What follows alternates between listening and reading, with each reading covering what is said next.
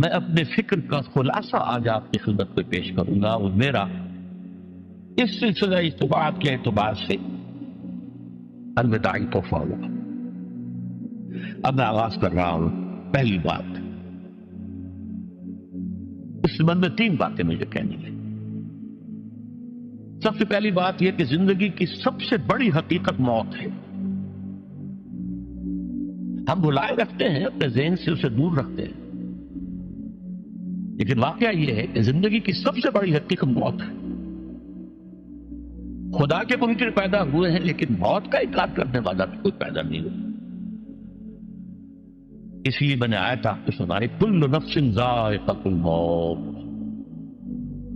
ہر سی نفس کو موت کا مزہ چکھنا ہے، ہر جاندار کو موت کا مزہ چکھنا ہے۔ ثم الینا ترجعون، پھر ہماری طرف لوٹا دیے جاؤ۔ تو زندگی کی سب سے اہم حقیقت موت، اور موت کے بعد رجوع اللہ،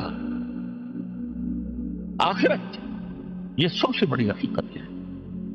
ایک حقیقت سب مانتے ہیں، سب جانتے ہیں، دوسری حقیقت کے اوپر پردہ پڑا۔ میں نے اس اعتبار سے نوٹ کیا، یہ الفاظ قرآن میں 3 مرتبہ ہے۔ کل نفس ذائقۃ الموت، ہر جاندار کو موت کا مزہ چکھنا ہے۔ انبیاء اس سے مستثنا نہیں رہے، رسول اس سے مستثنا نہیں رہے، اولیاء اللہ مستثنا نہیں رہے۔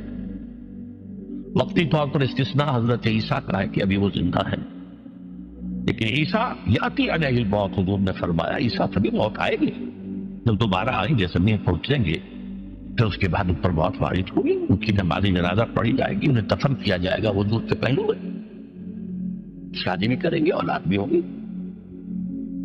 باقی تو یہ ہے کہ کل نفس ذائقۃ الموت، سب کو موت کا مزہ چکھنا ہے۔ عیسیٰ بھی بالآخر اس سے مستثنا نہیں رہے،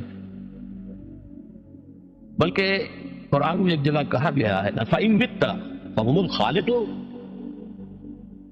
کیا ہے نبی، اگر آپ کا انتقال ہو گیا تو یہ کیا ہمیشہ رہیں گے؟ کون ہے دنیا میں جو ہمیشہ رہے؟ انتقال تو ہونا، آپ کا بھی ہونا ہے۔ اِنَّكَ مَيِّتٌ وَإِنَّهُمْ لَمَيِّتُونَ،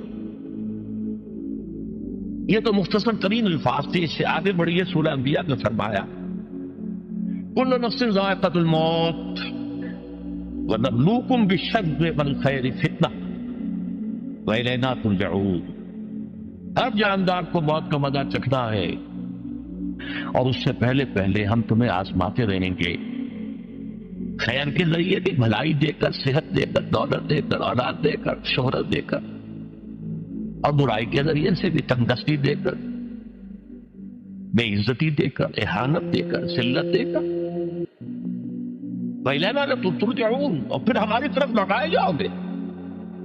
یہ وہ دوسری حقیقت جو میں نے کہا کہ جس پر پردہ پڑا ہوا ہے، بہت بڑا پردہ۔ لوگ یہی سمجھتے ہیں کہ یہی دنیا کی زندگی ہے۔ قرآن کہتا ہے إِنَّ الدَّارَ الْآخِرَةَ لَهِيَ الْحَيَوَانُ لَوْ كَانُوا يَعْلَمُونَ، یہ تو آخرت والی زندگی ہے جو اصل زندگی ہے، کاش کہ انہیں معلوم ہوتا۔